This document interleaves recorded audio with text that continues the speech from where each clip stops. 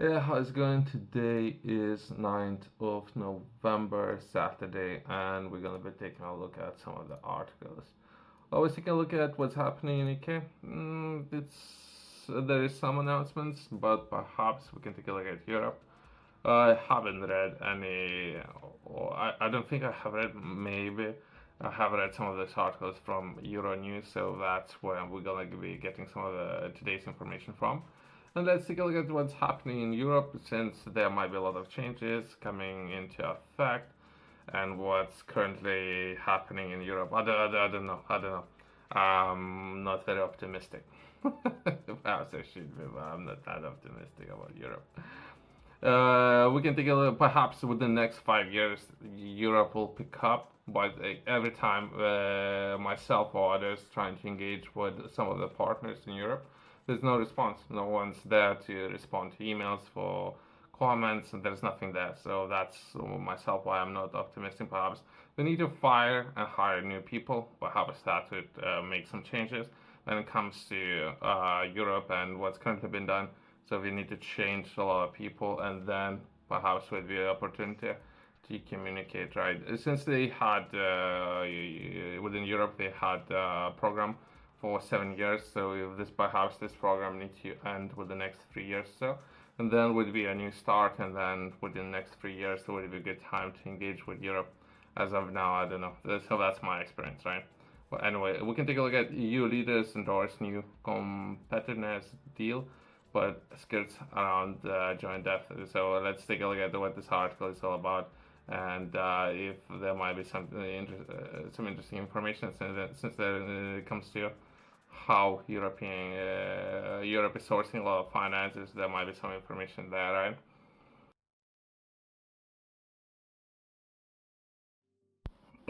Let's begin, but since there's a lot of articles, we're not necessarily will have enough time to read entire article. If anything, we're going to be taking a look at finances and Europe, how they're looking to source finances for some of these initiatives, right? That would be the 27 leaders of European Union has endorsed a much anticipated new European competitiveness deal to join the blog. I don't want to call it like that, and that's very bad wording since most likely instead of working together, there might be a lot of parties involved who are looking to separate a lot of governments into blocks, and that would be all the mindset when it comes to conquer, divide and conquer. If people calling it blocks, that means it's divide and conquer instead of working together. So that's what's hidden behind block word, and there might be a lot of people, perhaps some of the other governments who would like to define Europe as a block, right? Stagnant economy and plug the widening gap with the United States and China, right? Again, divide and conquer. That's not a good attitude, and Europe needs to or if they haven't started, they need to begin thinking for themselves instead of looking for examples up there, right? The document was sealed on Friday during information summit in Budapest, brought forth the tears of the industrialization and an irreversible decline that have came to domain the political conversation affirmed to a back-to-back crisis. I don't think there is a crisis. I think there's a lot of issues with the current management. As I mentioned, they need to fire a lot of people who are looking for examples and some of these programs. Since I was taking a look at where they're looking to hire a lot of people who had no qualifications. I'm constantly touching on some of those programs where they bring in people with for anyone but not people with necessary expertise. They bring in everyone, even to manage some of those programs. So perhaps when it comes to industrialization, so perhaps they have hired a bunch of people for the last 5 years who has no experience how to do it, right? And this is where things are. So perhaps it's worth revisiting who hired, what they have accomplished, and why this is current performance of Europe, right? A very common sense approach. The solutions described in the deal include pledge to deepen the single market, unlock fresh cash for SMEs and startups, cut the red tape, promote homegrown tech or high tech, strike sustainable trade deals and spend the last 3% of GDP of research and development by end of the decade. 3% would be important, and I don't know how they're gonna fund it, how they managed to waste that money already, since they're most likely looking for more money. Again, they waste entire budget that they already had. So it's again a problem. I don't know. I don't know. People who don't know how to do it. They're looking for examples and they're trying to copy some of those programs. And by copying some of those programs, they're not competitive enough. So instead of copying, they perhaps now we're going to be looking to invest in research and development and build businesses on the new businesses instead of copying previous one, copying a lot of policies, all the things that Europe was doing, right? I don't know. This video is not very positive, I guess. Names, there's a lot of people, a lot of names do not agree with anything. Anyway, let's progress. Let's take a look at the next article and what's happening, right?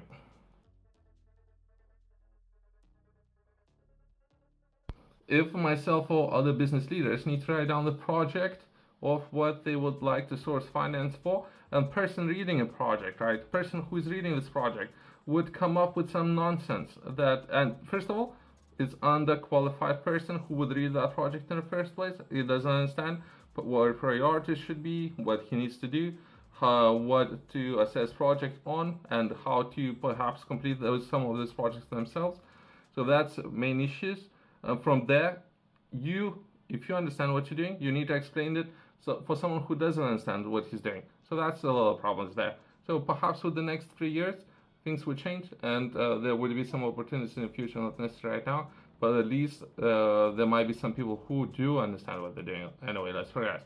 Future Budget Commission urges capitals to work on the new EU-wide taxes by early 2025. Again, so we're looking to collect taxes. There's a lot of things that I was touching on what other governments are doing, since this is what they are doing. So EU is looking to copy what other governments are doing. We have touched on that previously. I thought we can perhaps touch on that.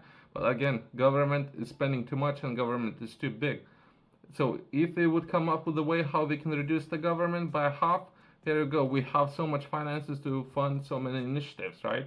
So perhaps there might be some initiatives that could be launched within Europe where we can reduce government. And by doing that, we can fund a lot of initiatives by not raising taxes. Here you go. So that's how we can do it. That would be this article, right? The next long-term budget should be larger than the current 1% of the EU's GDPs. I don't want to bring any people into the mix, right? Or mention names, since some of the people do understand what they're doing, right? Stressing that the urgent need to work on the new EU-wide taxes by early 2025 at the latest. So potentially within the next 3 years or so, then a new team would be within Europe. Perhaps we can have a conversation with that new team and they need to think about how to source finances for those initiatives, right? Or perhaps restructuring a current team, which should be important, right? Then perhaps delving deeper, but most likely it's common sense. And as of now, or perhaps what government can do, you present evidence of how well they have used taxes to this point, since they're saying all the GDPs are falling. So if all the GDPs are falling, so how they looking to source additional finances if they, to this point, don't understand what they're doing? So they need more money. Since they're taking a look at examples and they're mentioning some people's names of who doesn't understand what they're doing and they're over borrowing. So if they bring in those people in, this is where things are gonna go downhill even more. Let's forget.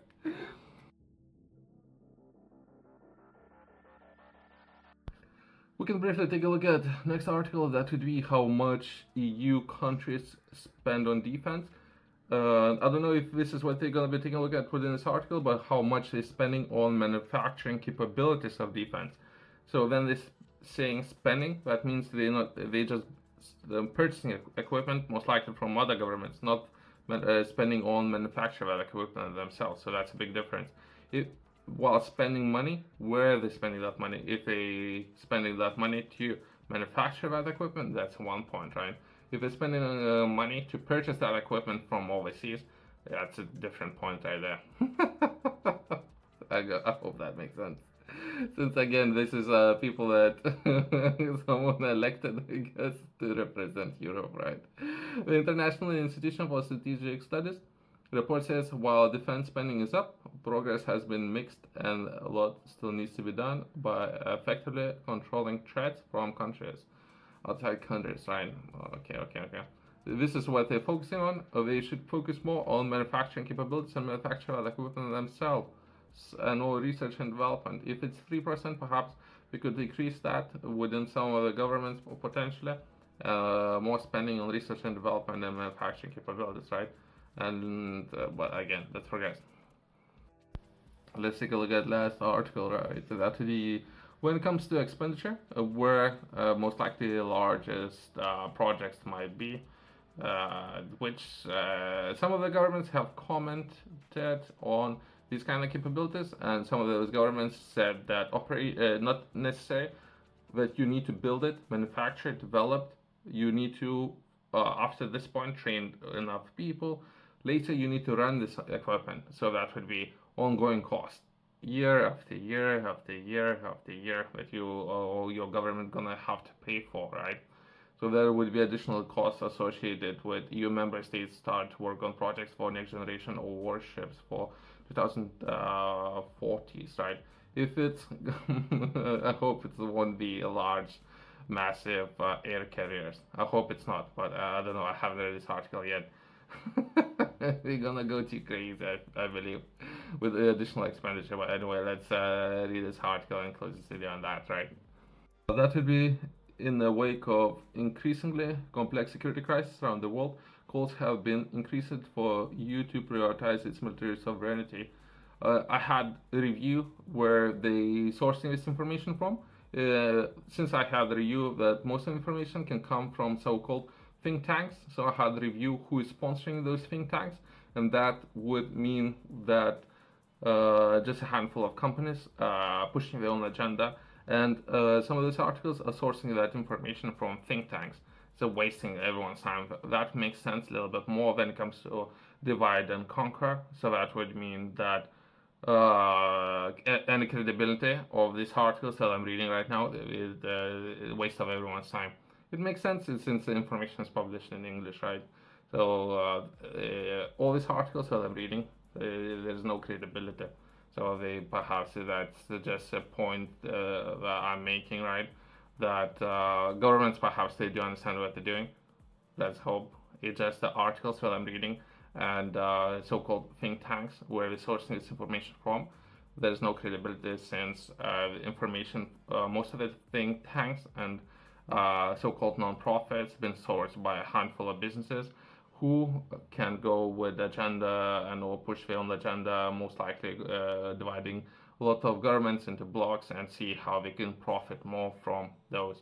And this is where this information is sourced from, right? Once that been said, perhaps leaders within Europe, they do understand what they're doing. It's just information where I'm taking this information from. That's why I'm so angry when reading this information. Well, the actual leaders perhaps they do understand what they're doing. It's just the articles themselves and people running these news or media channel, they don't understand what they're doing other than pushing their own agenda, right? Perhaps we can close on that. And I won't be reading any of the articles from this news channel anymore. Thanks for watching. See you next one.